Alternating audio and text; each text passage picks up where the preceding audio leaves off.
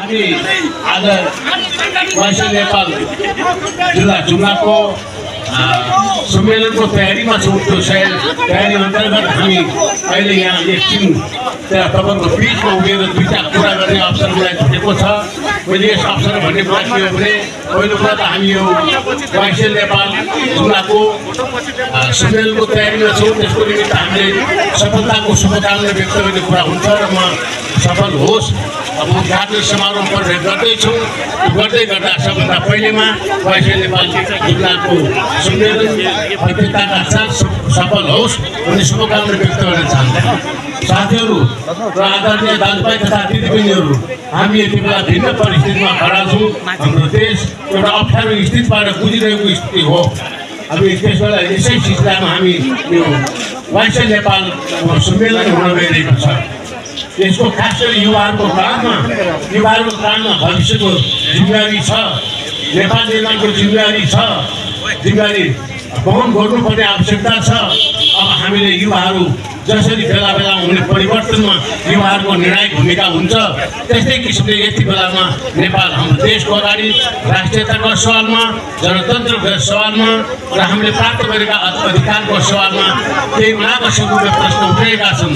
त्यसैले त्यसको लागि पनि युवा साथीहरू वाइस नेपाल देशको फेरि पनि विगतमा चाहिँ अग्रणी भूमिका खेल्नेछ।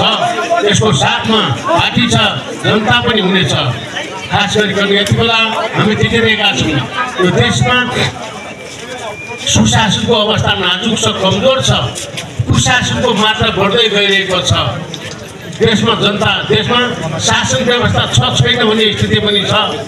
देशमा सरकार सकिँदैन भन्ने अवस्था पनि छ। जो सरकारले गरेको छ काम क्रियाकलाप, यो राज्यले गर्नुपर्ने काम क्रियाकलाप त्यो पर्दैन भन्ने प्रश्न उठिरहेको छ।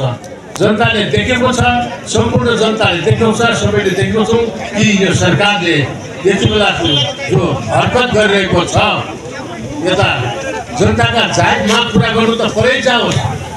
वर्षौँदेखि पढाउँदै आएका विद्यालयका शिक्षकहरूले आफूले अधिकार पाऊँ, कानुन बनाइ पाऊँ भन्ने माग गर्दै आज 25-26 दिन हुँदा पनि यो सरकारले सुनेको छैन।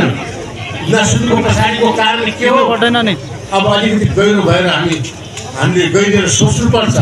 यति मात्र होइन, देशमा जल्दा समस्याहरू आएका छन्, सरकारले नजरअन्दाज गरिरहेको छ। उसलाई केवल आफ्नो सत्ताको स्वार्थ लिप्त छ र आफ्नो सत्ता मात्रै हेरिरहेको छ। आज हामी देख्छौँ यो सरकारको पहिलो कुरा त यो सरकार बुनरको आधार नै कस्तो छ। हामीले बुझ्ने कुरा यो सरकारको बुनरको आधार अप्राकृतिक ढङ्गको छ, अस्वाभाविक ढङ्गको छ र सन्तासपद पनि छ। हामीले किन भनेको भन्दाखेरि यो देशमा सुशासन र समृद्धिको कमरेड प्रचण्डको नेतृत्वमा जो सरकार बनेको थियो, त्यो सरकारले विगतमा गरेका कामहरूबाट अलिकति आतंकित भएर त्रसित भएर बेलामा जब प्रचण्ड नेतृत्व सरकारले केही गतिलन सुरु गर्छ तब त्यो सरकारका विरुद्ध षड्यन्त्र हुन्छ।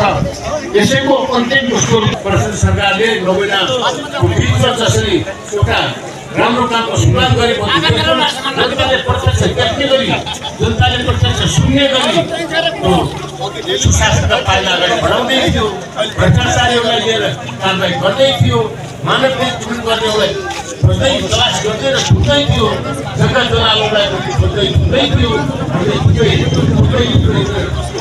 राज्यको जनता, राष्ट्रको सम्पत्ति, राष्ट्रको